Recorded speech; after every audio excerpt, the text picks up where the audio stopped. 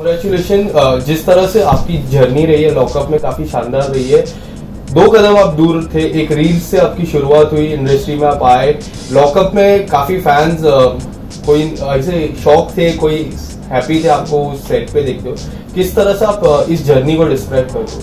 आपने कहा कि 2 कदम दूर थी। देखो, हार जीत तो लगी रहती है, एक कोई जीत नसीब होती है और हार के जो जीतता है वो बहुत अलग होता है। तो मेरे साथ भी कुछ ऐसे हुआ है। मुझे इतना प्यार मिला है, मुझे मेरे फैन से प्यार मिला है, ऑडियंस ने इतना प्यार दिखाया है। सो आई रियली रिस्पेक्ट दैट और मैं जीती हूँ। और ये आपका पहला रियलिटी शो था। When you got the call from the lockup, so what was your first reaction? What was your first reaction जब आपको कॉल आया लॉकअप से that you need to do this reality show? जब मुझे lockup से call आया था कि ऐसे रियलिटी शो हम बना रहे हैं लॉकअप, तो मैं प्रिपेयर नहीं थी बिकॉज मैंने कभी पहले रियलिटी शो किए नहीं है और मैंने रियलिटी शो देखे भी नहीं है। सो मेरा कोई ऐसा मतलब वो नहीं था जाने का। बट फिर मैंने सोचा कि यार लेट्स टेक अ चांस, कुछ नया करते हैं, एक अच्छी अपॉर्चुनिटी है तो उसको अच्छे से ग्रैब किया जाए। तो यस, मैंने फिर हाँ की और अच्छे से कर आई इसको। जो रियलिटी शोज की मैं बात करूं तो क्या आप प्रिपेयर थे? बिकॉज लॉकअप एक फ्रेश रियलिटी शो था, पर इससे पहले बिग बॉस जैसा रियलिटी शो क्या आपने मैं उसको प्रिपेयर follow... नहीं थी। जब मैंने लॉकअप के लिए भी हाँ की तब भी मैं प्रिपेयर नहीं थी। मैं खुद से मतलब ये चीज़ मैं मान नहीं पा रही थी कि यार सीरियसली मैं रियलिटी शो में जा रही हूँ।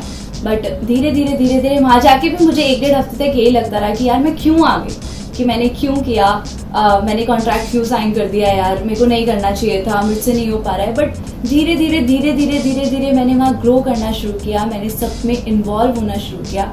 तो फिर ऐसे ही मेरी जर्नी चलती रही धीरे और मैं यहाँ पे। Inside that jail what was the most difficult part? Most difficult part वहाँ पे माँ बाप से दूर रहना। और जो सीक्रेट टेलिंग टास्क था, आपने एक बहुत बड़ा सीक्रेट उसमें रिवील किया था जो फॉरेन में आप गए थे।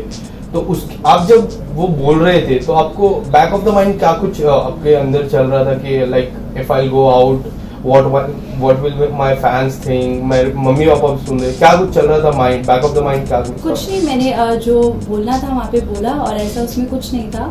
उसमें यही चीज़ बोली थी मैंने कि उनको पैसे रिटर्न भी किए थे और that's all।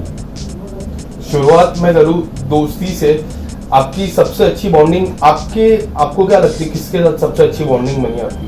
मेरी मुनावर, साइशा, अली, जिशान, सबके साथ, पूनम।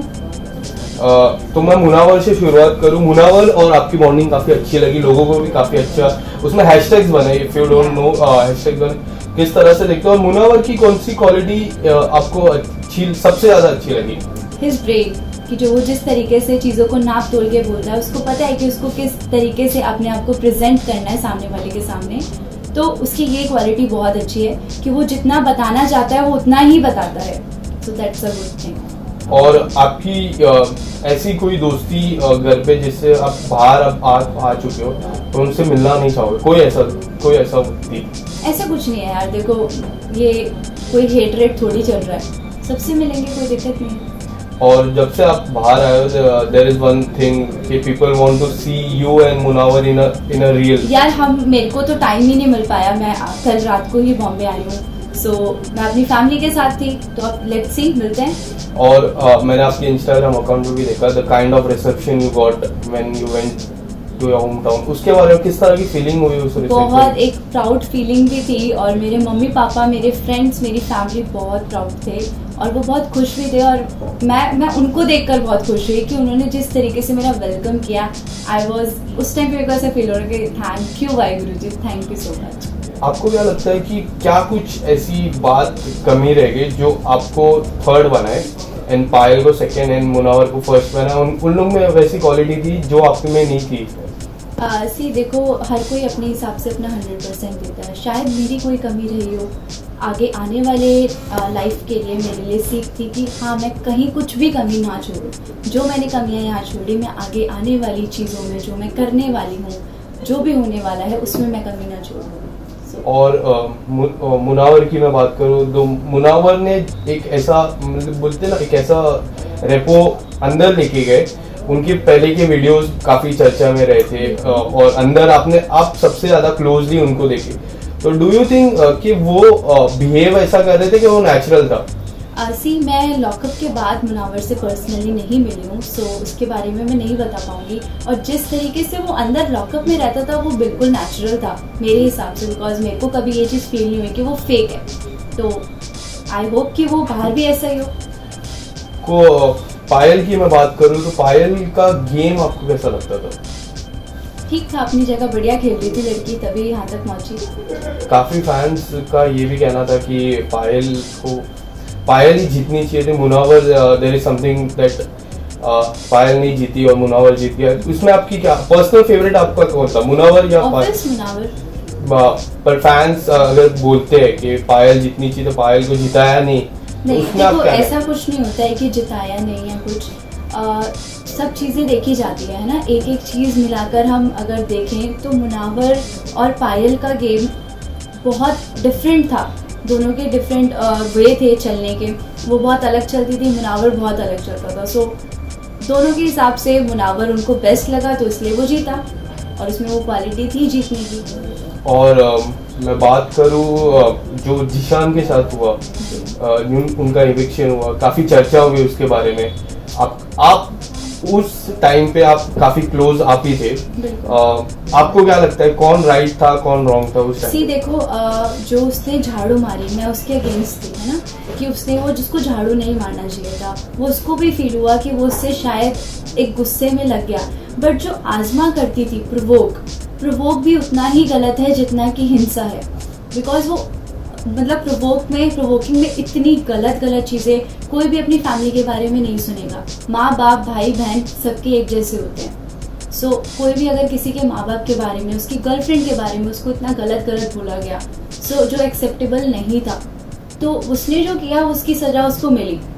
बट जो आजमा ने किया वो भी गलत था। शुरुआत किसने की आपके हिसाब से? शुरुआत आजमा ने की। शुरुआत आजमा कर रही थी, उसके माँ बाप पे चढ़ रही थी, उसके गर्लफ्रेंड पे चढ़ रही थी।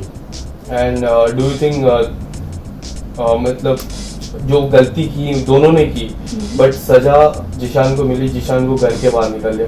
Do you think that thing was right?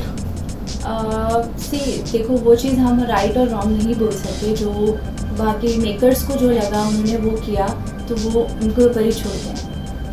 Like उसका जस्टिस था इनजस्टिस था आपके हिसाब से? इनजस्टिस था, वो नहीं होना चाहिए बट अगर वो जो उसने झाड़ू मारी थी उसके लिए वो ठीक भी था, बिकॉज हम ऐसे जो लड़की के ऊपर मारा गया था तो वो गलत था। वो हमें भी कहीं ना कहीं वो सब चीज़ हम बोल रहे थे कि वो उसको झाड़ू नहीं मारनी चाहिए थी, बाकी सब ठीक था, उसको झाड़ू नहीं मारनी चाहिए। बट प्रोवोक तो उन्होंने किया। प्रोवोक तो आजमा ने किया, झाड़ू भी उसी ने किया था। ओके, और इसके अलावा उसके जाने के बाद भी वो उसको प्रोवोक करती रहती थी, बोलती रहती थी, कैमरा के आगे भी बोलती रहती थी। तो उसने पूरा ड्रैग किया उसको एंड तक। और जब प्रिंस आए घर पे कुछ अलग ही माहौल बन गया वो घर का। तो आप किस तरह से प्रिंस की जो जर्नी है, जो छोटी जर्नी है उनकी, पर वो जब से आए घर में कुछ अलग ही माहौल बन गया, आपको क्या लगता है उस पर? Prince is like my big brother. उन्होंने बहुत अच्छे से मतलब मेरे को गाइड भी किया, मुझे गेम समझाया भी कि इस तरीके से अगर आप करोगे तो और अच्छा करोगे।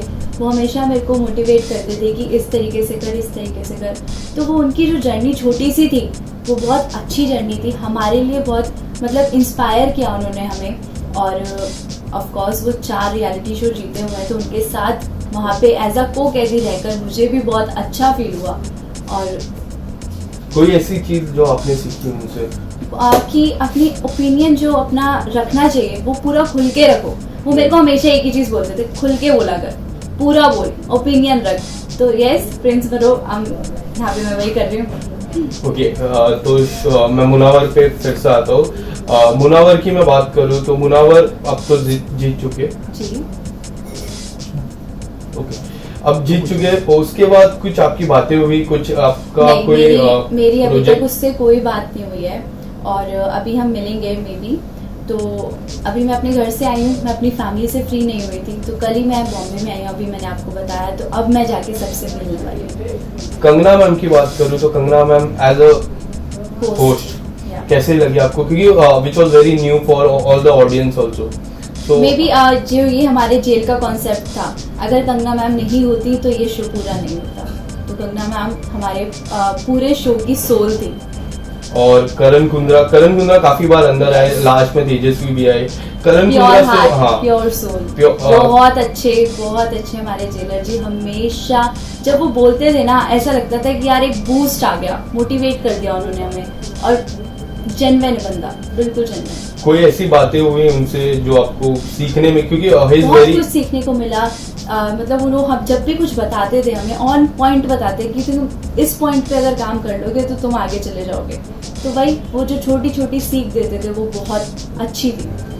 मैं बॉन्डिंग की मैं बात करूँ, सबसे अच्छी बॉन्डिंग मुनावर से आपने कहा है, but there are fans who want to know this कि why you are not following Munawar in Instagram. I told you ना कि मेरे को टाइम नहीं मिला। मेरे आप इंस्टाग्राम पे देखोगे मैं एक्टिव नहीं थी, एक हफ्ते से मैंने कुछ भी नहीं डाला था। सो अब मैं चलाऊंगी इंस्टा, उससे मिलूंगी। और जरूरी नहीं यार दोस्ती वोस्ती शो करने के लिए एक दूसरे को फॉलो किया जाए, वो रहता है ये चीज। अभी हम मिलेंगे तो एक दूसरे को फॉलो भी करेंगे, मिलेंगे भी। आने वाले समय में किस तरह से आपको देखते हो, एक्सप्लोर करते हो? Can we see you in Bigg Boss और other reality show, anything? Let's see. और कोई upcoming project specially with Munawar? We heard that you are doing a song with Munawar. For sure आपको जल्दी देखने को मिलेगा। और anything else line up? No comments, surprise. Thank you so much. Yeah thank you.